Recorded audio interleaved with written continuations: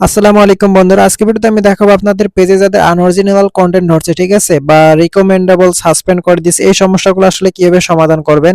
এই যে দেখতে পাচ্ছেন আমার একটা পেজে এক ভাই কাজ দিছে, তার পেজে মূলত মনিটাইজেশন অ্যাক্টিভ রয়েছে, আবার পেজে কোনো ইস্যু নেই, পেজ হ্যাজ নো ইস্যু, অর্থাৎ পেজে কোনো ইস্যু নেই, কিন্তু রিকমেন্ডেশন এটা সাসপেন্ড করে দিছে, ঠিক আছে। এটা কেন সাসপেন্ড করে দিছে, এই যে দেখতে পাচ্ছেন ওনারা এখানে ধরছে আনঅরিজিনাল কন্টেন্ট, উনি মানুষের ভিডিও বা কপি ভিডিও আপলোড করছে বা একই ভিডিও অন্য ইয়েতে আইডি আপলোড করছে, যার ফলে মূলত এই সমস্যাটি ধরছে। তো এই সমস্যাটি এখন কিভাবে সমাধান করবে, ঠিক আছে।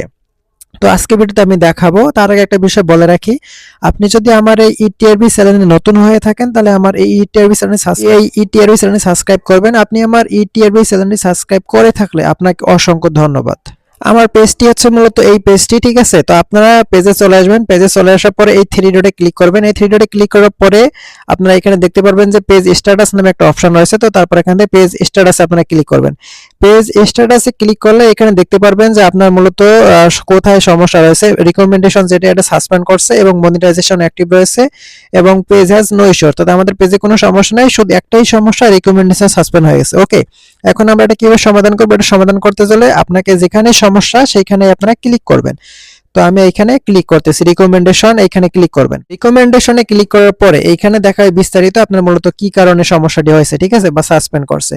তো তারপর আপনারা এখানে লার্ন মোর, তো এখান থেকে লার্ন মোরে ক্লিক করবেন। ওকে, তো লার্ন মোরে ক্লিক করার পরে এখানে একটা রিকোয়েস্ট করতে হবে। তো এখানে দেখতে পাচ্ছেন যে হচ্ছে রিকোয়েস্ট রিভিউ, তো আপনারা এখান থেকে রিকোয়েস্ট রিভিউতে ক্লিক করবেন।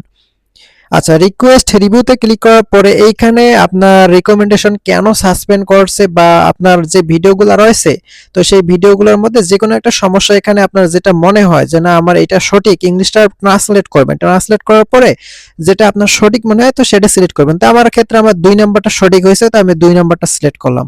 আচ্ছা, 2 নাম্বারটা সিলেক্ট করার পরে এখানে দেখতে পারবেন সাবমিট নামে একটা অপশন, তো এখান থেকে সাবমিটে ক্লিক করবেন। সাবমিটে ক্লিক করার পরে এখানে দেখতে পাচ্ছেন আমার কিন্তু অলরেডি সাবমিট হয়ে গেছে। ওকে, এখন আমি এখান থেকে ডানে ক্লিক করব। আচ্ছা, ডানে ক্লিক করলাম। ডানে ক্লিক করার পর এখানে দেখবেন যে হচ্ছে your page is no longer recommended, ঠিক আছে।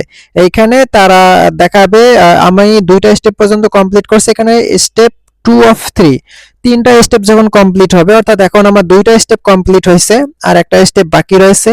এই একটা স্টেপ কবে ফিল আপ হবে এখানে দেখেন নিচেই লেখা রয়েছে, অর্থাৎ 4 দিন, ইন লেস দেন 4 ডে। আমার 4 দিনের ভিতরে ফেসবুক টিম এটা যাচাই করবে যে এটা আমার আসলে এটাকে রিকমেন্ডেশন আমার অ্যাক্টিভ করে দেওয়া যাবে নাকি যাবে না, ঠিক আছে। তো ওরা 4 দিন এখানে সময় চাইছে, 4 দিনের ভিতরে আশা করি ইনশাআল্লাহ আপনার সমস্যাটি সমাধান হয়ে যাবে, ঠিক আছে। তো মূলত এইভাবে রিকমেন্ডেশন যে সাসপেন্ডগুলো হয় এই সমস্যাগুলো মূলত এইভাবেই সমাধান করতে হয়। তো এই ছিল আজকে ভিডিওটি ভালো লাগলে আমাদের ইটিআরবি চ্যানেলটি সাবস্ক্রাইব করে থাকবেন। আপনি আমাদের ইটিআরবি চ্যানেল সাবস্ক্রাইব করে থাকলে আপনাকে অসংখ্য ধন্যবাদ। কথা হবে পরবর্তী কোনো এক ভিডিওতে। ভালো থাকুন, আল্লাহ হাফেজ।